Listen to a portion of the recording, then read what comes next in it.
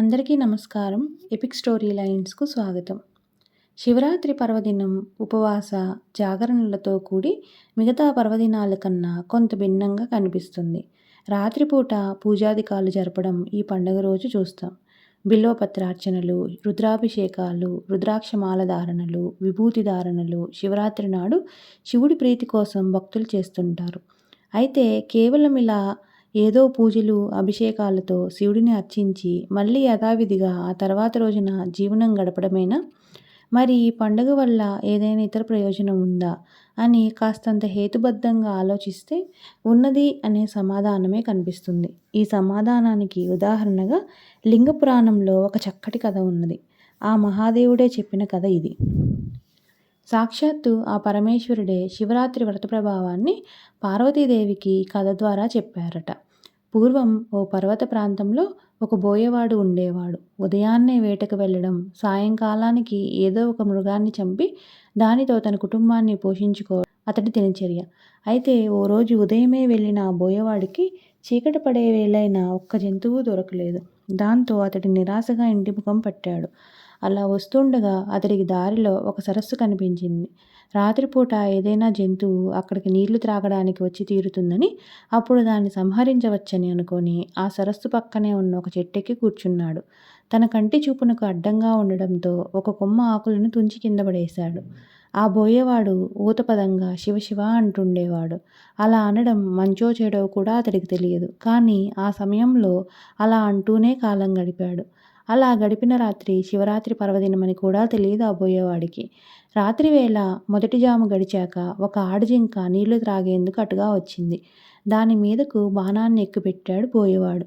అయితే ఆ జింక తాను గర్భం దాల్చానని, తనని చంపడం అధర్మం అంటూ వదిలిపెట్టాలని ప్రాధేయపడింది.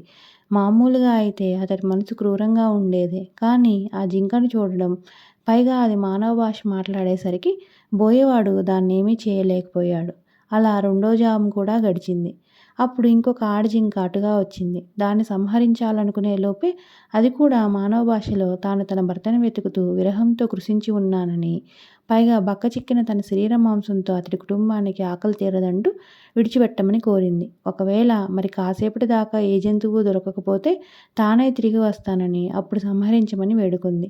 మొదట కనబడిన ఆడజింక కూడా అలాగే పలికిన సంగతిని గుర్తుకు తెచ్చుకొని బోయ ఆశ్చర్యపోయాడు. మూడో జాము గడిచేసరికి ఒక మగజింక అతడికి కనిపించింది. దాన్ని బాణంతో కొడదామని అనుకునేంతలోపే ఆ మగజింక కూడా మానవ భాషలో మాట్లాడింది. రెండు ఆడజింకలు ఇటుగా వచ్చాయా అని బోయనడిగింది. బోయవాడు వచ్చాయని, తనకి ఏ జంతువు దొరకకపోతే ఆహారంగా తామే వస్తామని కూడా తనకు చెప్పినట్లు బోయవాడు మగజింకకు చెప్పాడు.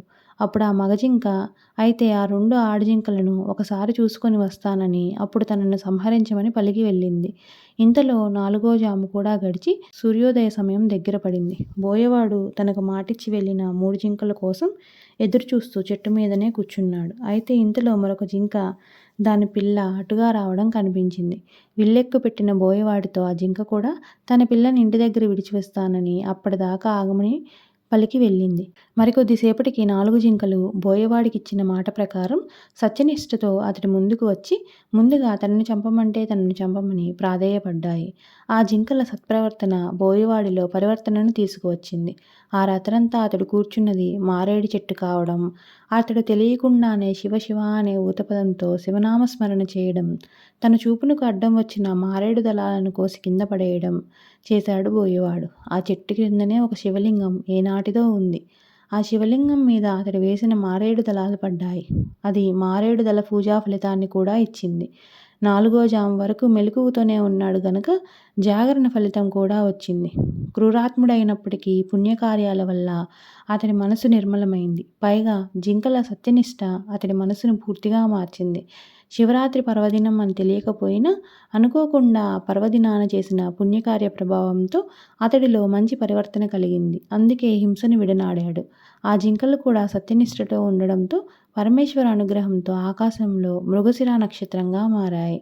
ఆ నక్షత్రానికి వెనుక ఉజ్వలంగా ప్రకాశిస్తూ లుబ్ధక నక్షత్రం అనే పేరున బోయవాడు నిలిచిపోయాడు. హింస చేయాలనుకున్నప్పుడు క్షణకాలం పాటు ఆగి ఆలోచిస్తే మనసు దాని నుంచి మరలిపోతుంది. బోయవాడు జింకలను చంపాలనుకోవడంలో చేసిన కాలయాపన అతడిని చివరకు అహింసా ధర్మాచరణ మూర్తిగా నిలపగలిగింది. సత్యధర్మ పరాయణులు, అహింసా మార్గాన్ని అనుసరించిన వారు సుస్థిర కీర్తితో నిలిచిపోతారనే ఓ సామాజిక సందేశాన్ని ఇస్తుంది ఈ శివరాత్రి కథ. Happy listening.